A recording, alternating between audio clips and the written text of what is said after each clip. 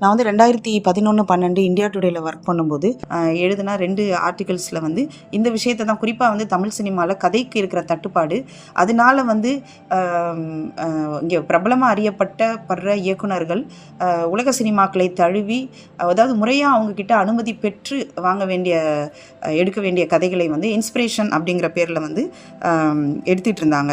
இந்த நிலை எதுக்கு வரணும்? நாம் ஏன் வந்து வெளிநாட்டு நமக்கு சம்மந்தம் இல்லாத ஒரு கல்ச்சர்லேருந்து ஒரு கதையை எடுத்து அதை நம்ம நாட்டுக்கும் நம்ம மக்களுக்கும் ஏற்ற மாதிரி ஏன் அதை அடாப்டேஷன் பண்ண வேண்டிய தேவை ஏன் உருவாகுது அப்படின்னா, இங்கே வந்து அவ்வளோ விஷயங்கள் இருக்குது. உண்மையிலேயே எந்த சமூகத்தில் வந்து பிரிவினைகளும் பிளவுகளும் வேற்றுமைகளும் அதிகமாக இருக்கும், அங்கே நிறைய ஸ்டோரிஸ் இருக்கும்.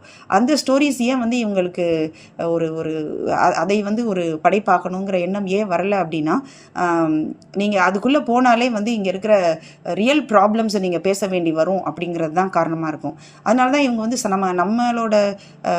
நம்மளோட வாழ்க்கைக்கு சம்மந்தம் இல்லாத ஒரு ஹீரோயிசம் சார்ந்த கதைகளையே திருப்பி வந்து எடுத்து இங்கே என்ன சொல்கிறது, ஒரு சினிமாங்கிற ஒரு பெரிய மாபெரும் ஒரு கலை கருவியை வந்து நாம் வந்து இங்கே வேஸ்ட் ஆக்கிக்கிட்டு இருக்கோம் அப்படின்றது.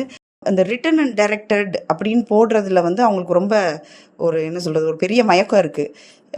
ஒரு டைரக்டர் வந்து ஒரு ரைட்டராக இருக்கணுன்ற அவசியம் கிடையாது. எப்படி ஒரு ரைட்டர் வந்து ஒரு டைரக்டராக இருக்கணும்னு அவசியம் இல்லையோ, அதே தான் வந்து வைஸ் வர்ஸா. அது ஒரு நல்ல கதை நாவலாவோ சிறுகதையாவோ இருந்தால் கூட அதை ப்ராப்பரான ரெக்கக்னிஷன் கொடுத்து ஒரு அனுமதி பெற்று அதை ஒரு படமாக்கணுங்கிற எண்ணம் வரதில்லை.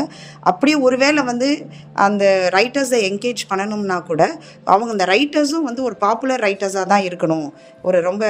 ரொம்ப பெயர் பெற்ற எழுத்தாளராக இருந்தால் மட்டும்தான் அவருக்கு பணம் கொடுக்கறது, அவர் கதையை வாங்குறதுக்கு பணம் கொடுத்து வாங்குறது, இல்லை அவருக்கு கிரெடிட் கொடுக்கறது, இந்த மாதிரியான விஷயங்களுக்குள்ளே போகிறாங்க.